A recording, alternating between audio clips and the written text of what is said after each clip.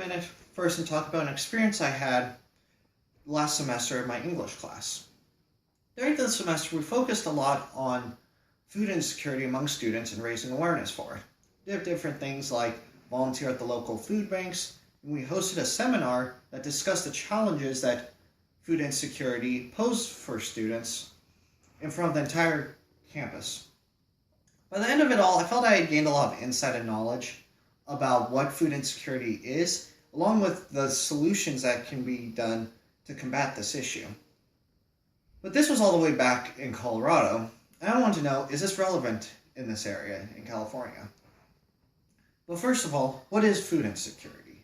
Well, food insecurity doesn't necessarily mean that a person is starving. It actually means that someone can't consistently depend on where their next meal will be coming from. So is this an issue students in the Sacramento area are facing? Well, a statistic published by an article from the Sacramento Bee says 1 in 3 two-year students have suffered from food insecurity at some point in their college career. 1 in 3. That's at least 6 of us in this room today, or maybe 10 or greater in other classrooms, could have suffered from food insecurity. So yeah, this is an issue that this area is facing.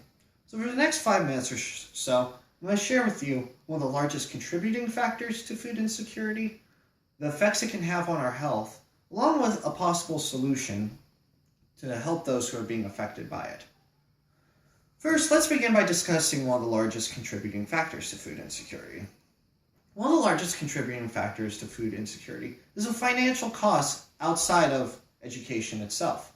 I mean, we're already paying a ton for books and tuition, let alone all the costs of living, of housing, of transportation, of daily needs.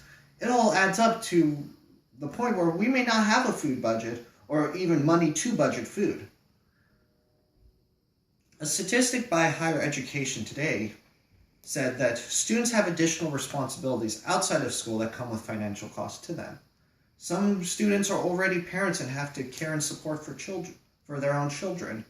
Others have to care for extended family members that may not be able to care for themselves.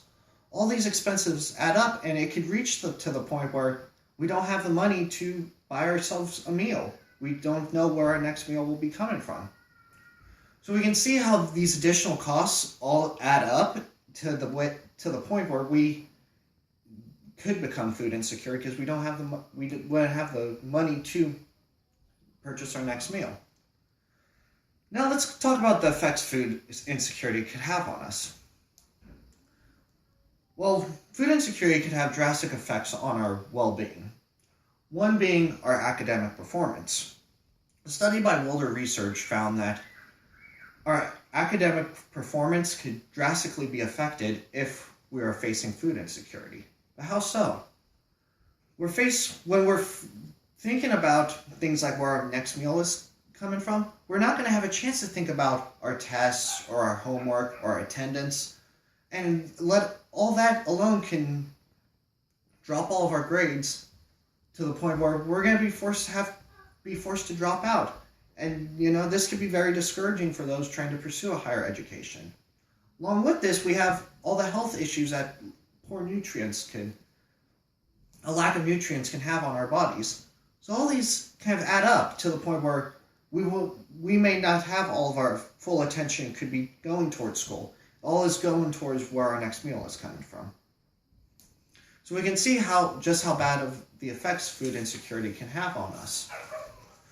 Finally, let's examine some of the possible solutions to assist those who are dealing with food insecurity. One of the main kind of solutions would be a food pantry or food bank of some sort in the local area. On our campus back in Colorado, all the campuses around had some sort of food pantry that was there for those who needed it. When I called the two-year colleges in this area, I was surprised to find out that none of them had food banks of any sort or food pantries. So that takes out the convenience for the students because they're not able to easily obtain their meals. They'd have to be driving longer distances to reach food banks to get food, and that or is already cutting into the costs of higher transportation. Other state universities, such as Sacramento State, have just recently opened a food pantry and see all the times it's being used, so they know it's working. So this is just one of the possible solutions we can see that can be used to assist those who are food insecure. So I hope after all this time, I've been able to inform you about this serious issue that not a lot of people may know about.